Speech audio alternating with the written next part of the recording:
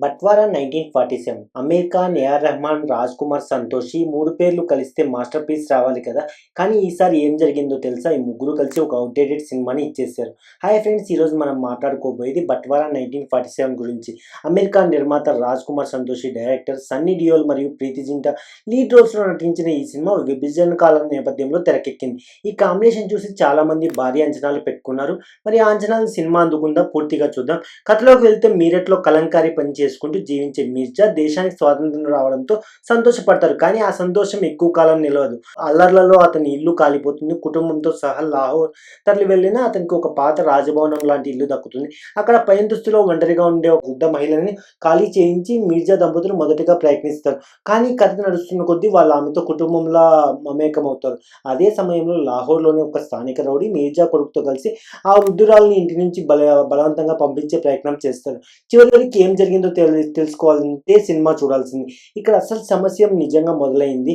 ఒక నావెల్‌ని ఇన్‌స్పైర్‌గా తీసుకొని తెరకెక్కించామని టైటిల్‌లో చెప్పుకుంటారు. కానీ ఆ కాన్సెప్ట్‌ని తెరపైకి తీసుకురావడంలో మాత్రం పూర్తిగా విఫలమయ్యారు. కథనం ఎక్కడా ఊహించని మలుపులు ఇవ్వదు. తర్వాత ఏం జరుగుతుందో ప్రేక్షకుడు ముందే గెస్ చేయగలడు. కొన్ని పాత్రలు ఎందుకు వస్తాయో, ఎందుకు అకస్మాత్తుగా మాయమవుతాయో నిజంగా అర్థం కాదు. ఈ గెస్ చేసే స్క్రీన్ ప్లే వల్ల సినిమా మొత్తం నార్మల్‌గా అయిపోతుంది. అసలు షాక్ ఇచ్చే విషయం ఏంటంటే Santosh Sivan cinematography, A R Rahman music ఇద్దరివి వాళ్ళ కెరీర్‌లోనే బలహీనమైన అవుట్‌పుట్‌లుగా నిజంగా అనిపిస్తాయి. పాటల్లో ఒక్కటి కూడా గుర్తుండిపోయేలా లేదు. క్లైమాక్స్ సాంగ్ మాత్రం కొంచెం పర్వాలేదనిపిస్తుంది. బ్యాక్‌గ్రౌండ్ స్కోర్ కూడా రొటీన్‌గా అనిపిస్తుంది. ఒక్క ఫైట్ సీన్‌లో ఇంకో సినిమా బ్యాక్‌గ్రౌండ్ మ్యూజిక్‌ని గుర్తు చేసేలా ఉంటుంది. యాక్టర్స్ పర్ఫార్మెన్స్ విషయానికొస్తే యాక్షన్ ఎపిసోడ్‌లు సన్నీ డియోల్ మార్క్‌లోనే ఉంటాయి. 2 ఫైట్ సీక్వెన్స్‌లు మాత్రం చూడదగినట్టు అనిపిస్తాయి.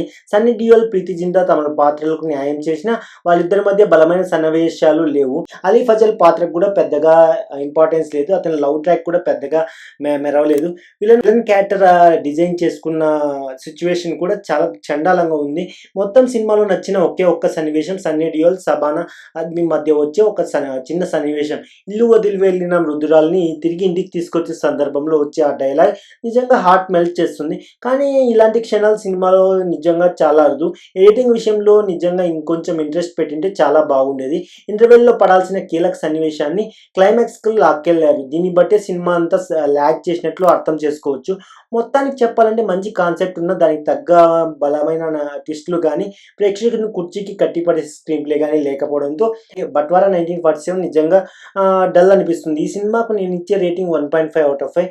సో మీ ఒపీనియన్ కామెంట్ సెక్షన్‌లో చెప్పండి. రివ్యూ నచ్చితే లైక్ చేసి ఛానల్ సబ్స్క్రైబ్ చేయండి. తర్వాత రివ్యూలో మళ్ళీ కలుద్దాం.